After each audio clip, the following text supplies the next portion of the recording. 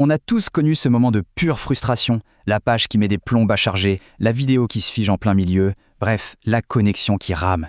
Alors aujourd'hui, on va décortiquer ce phénomène pour comprendre ce qui se passe vraiment en coulisses. Voilà la question qui nous fâche tous. Pourquoi ça rame?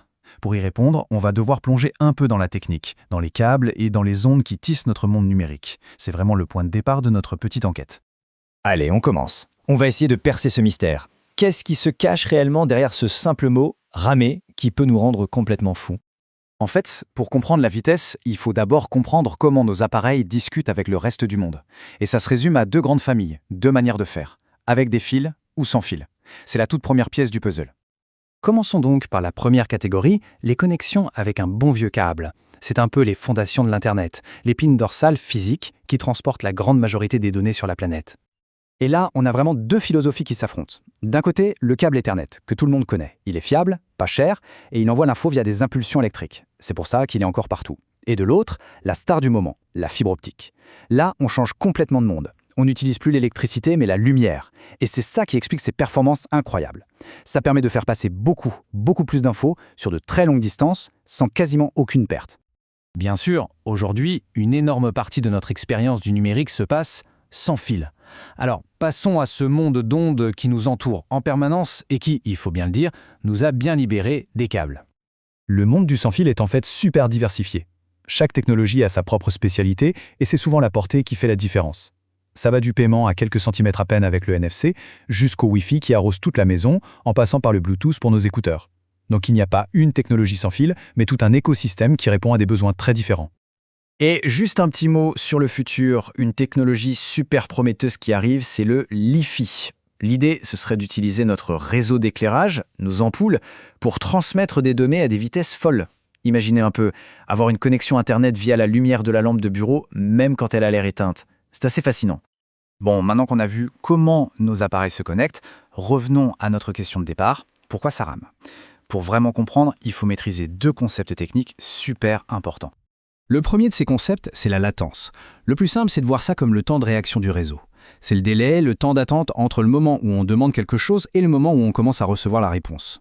Pour que tout paraisse instantané, il faut une latence très faible. 55 millisecondes, pour un humain, ça paraît absolument ridicule, c'est quasi instantané. Sauf que, dans le monde du jeu en ligne par exemple, c'est cette latence qui fait toute la différence entre une action qui se passe tout de suite et ce décalage hyper frustrant qui vous fait perdre la partie. Chaque milliseconde compte vraiment.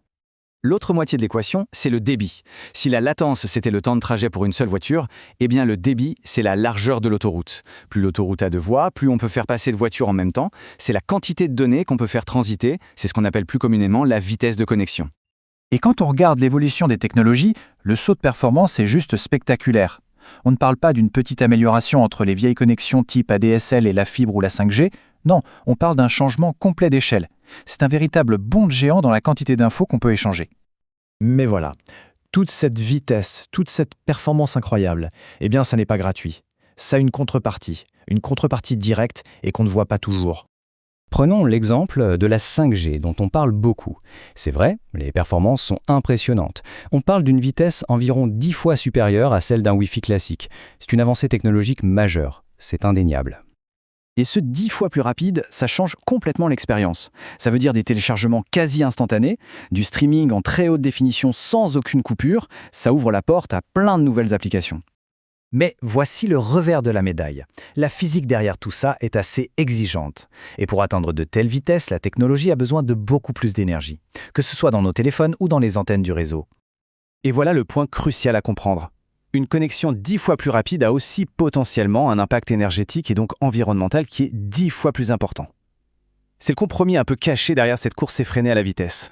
Alors, si on devait résumer tout ça en quelques points, quand ça rame, c'est toujours une histoire de latence, le délai, et de débit, la largeur de l'autoroute.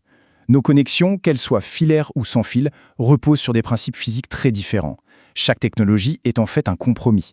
Et surtout, il ne faut pas oublier que la performance a un coût, et notamment un coût énergétique. Et tout ça, ça nous amène à une dernière question, une question un peu plus ouverte. Cette quête de vitesse, elle semble sans fin. Mais la vraie interrogation pour l'avenir, ne serait-ce pas de savoir comment rendre nos connexions non seulement plus rapides, mais aussi plus intelligentes, plus efficaces? C'est une réflexion qui mérite d'être posée. Merci d'avoir suivi cette petite analyse.